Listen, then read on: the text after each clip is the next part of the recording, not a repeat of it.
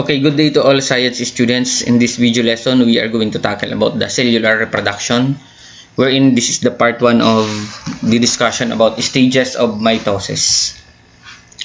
For the learning competency, recognize that cells reproduce through two types of cell division, the mitosis and meiosis, and describe mitosis as cell division for growth and repair.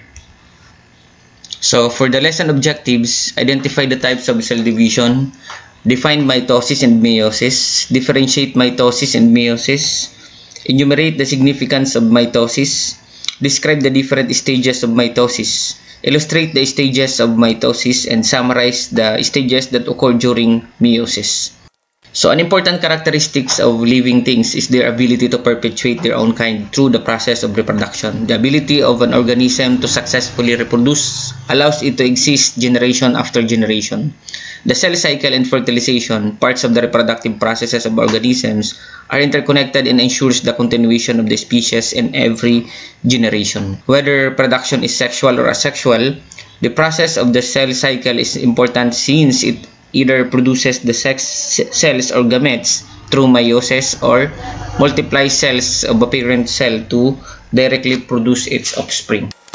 So let us have a short review about the previous lesson about the anatomy of plant and animal cell. Okay, this picture is the parts of the animal cell. So these are the parts. We have the nucleus, the command center, nucleolus. Inside the nucleus, we have the rough endoplasmic reticulum, ribosome, Golgi apparatus, mitochondrion, centrioles, lysosome, smooth endoplasmic reticulum, and chromatin. And the next one, this is the anatomy of plant cell. We had already discussed about the differences of animal and plant cell. One of that is the cell wall. Okay, plant cell has cell wall, unlike in animal cell. Okay, this is the review activity about the cycle of life. As you can see in the picture, from baby to adult. What have you observed in the picture? Can you compare it yourself during your childhood to your picture now? Okay, so it shows the aging process of human. Yes, we can compare ourselves here in this picture. So which do you think has the greatest number of cells? The adult, the child, or they have the same number?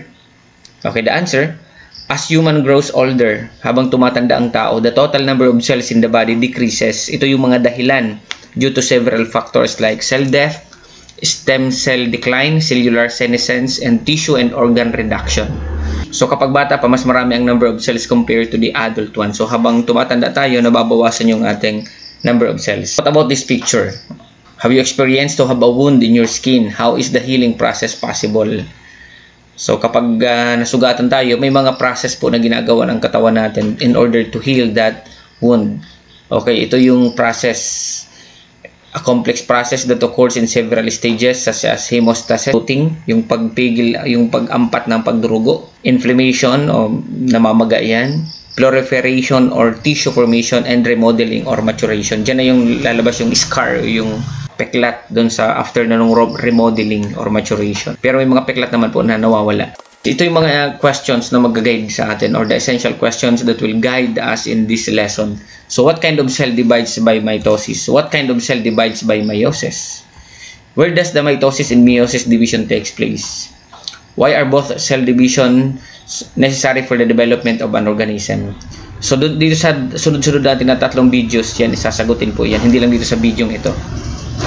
So for the essential concept activity, identify the two types of cell division being described in the following. Number 1, it is the division of cells in the reproductive process. And number 2, it is cell division of growth and repair. What will be the answer? For number 1, that is meiosis, about the reproductive process. And number 2 is for growth and repair, that is mitosis. So here are the vocabulary words or the terminologies that we need to unlock before we proceed to the discussion of this lesson. Okay, when you say mitosis, it divides a eukaryotic cell's chromosome into identical daughter nuclei. Okay, centrosome structure that organizes the microtubes that make up the spindle in animal cells. Meiosis forms genetically variable nuclei which containing half as many chromosomes as the organism's diploid cells. Cytokinesis, distribution of cytoplasm to daughter cells following division of the cell's chromosomes. spindle, array of microtube proteins that move chromosomes during mitosis and meiosis. Homologous paired to chromosomes that have the same gene sequence that may have different alleles of those genes.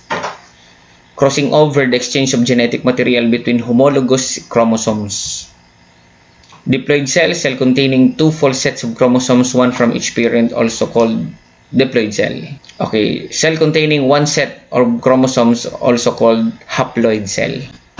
For guide questions, what is mitosis and why is it important? What are the steps of mitosis? Number 2, what are the steps of mitosis and what happens in each? Cell division is a very important process in an organism. It either makes an exact copy of a pre-existing cell or an entirely different cell in terms of the amount and variability of genetic material. Cells reproduce through the types of cell division, mitosis and meiosis. Mitosis produces identical cells that make growth and repair possible.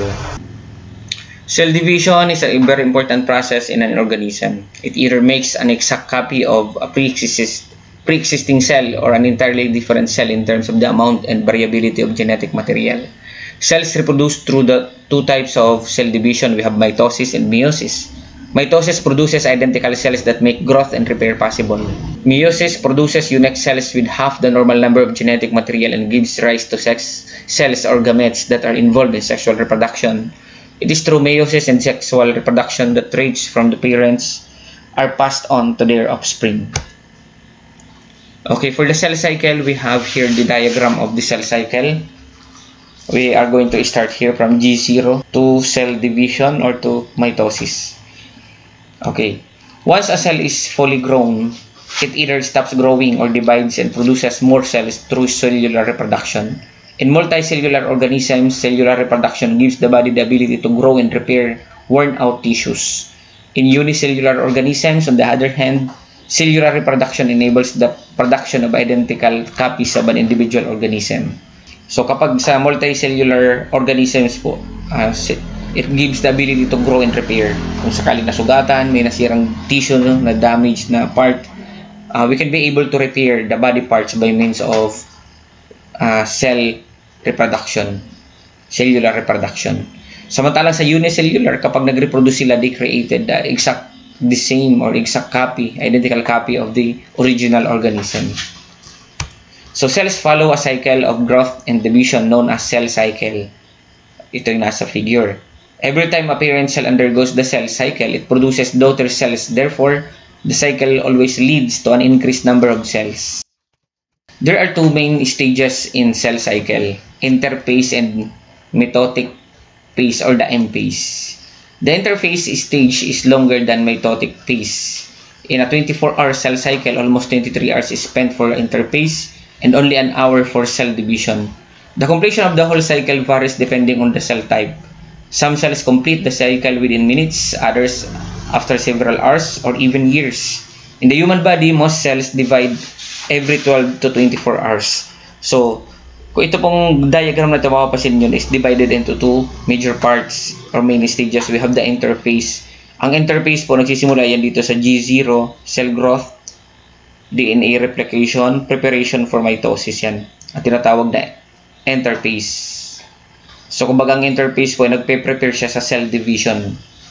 Ang pangalawa naman po na major part is the mitotic phase. Ito na yung kulay dilaw. Ito na yung cell division process from prophase to cytokinesis. So kung papapansin niyo, mas malaking bahagi yung interphase, mas malawak na part. Ang interphase po is naahati naman sa tatlo. We have the G1, the S, and then the G2. So mamaya malalaman natin what is the definition of G1, S, and G2. Yan yung part, the interphase. Mula dito sa light purple na to hanggang dito sa pink. So cell division refers to the process in which a cell, parent cell, divide to produce more cells or daughter cells. The nucleus plays a central role in cell division. It contains the chromosomes, which are thread-like molecular structures that carry hereditary information contained in DNA or deoxyribonucleic acid. During the synthesis phase of interphase, these chromosomes are replicated so that each daughter cell will have the same number of chromosomes as the parent cell. So napakahalagang gagampanan po dito ng nucleus sa cell division kasi nga ang nucleus yung naglalaman ng chromosome na kung saan nandun yung DNA or the genetic information of the cell or of the organism. Okay, aside from the nucleus, the microtubules and microfilaments also play key roles in cell division. Microtubules form spindle fibers that pull the sister chromatids, identical chromatids that are formed through the replication of chromosomes during the interphase apart. Microfilaments aid in the division of the cytoplasm and formation of cell membranes in the daughter cells. So, punta natin kung re-reviewin natin ano yung dalawang major parts ng cell division doon sa diagram. We have the interphase and then the mitotic phase. Okay, yung interphase naman is nahati sa tatlo. We have the G1, S, and G2. So, itapik na natin itong interphase. Preparation for cell division or inihahanda yung cell sa pag-undergo ng mitotic stage. Scientists used to think that the interphase is simply a resting stage. Today, it is widely established that during interphase, cells actively perform the majority of their functions. In addition, the materials needed for cell division are produced during this stage. So, napakahalaga nung ginagampanan ng interphase parts bago dumating yung mitotic part. So, kumbaga inihahanda nyo yung mga pangangailangan bago magkaroon ng cell division. So, the cell's chromosomes are in chromatin form during the interphase. Chromatin is a thin fibrous form of DNA wound around proteins called histones. After interphase, the chromatin undergoes condensation, a process in which the chromatin becomes shorter and denser. Condensation is made possible by a protein complex called condensin, which is made up of proteins that interact with one another. It triggers the tight coiling of the chromosomes into a pair of sister chromatids.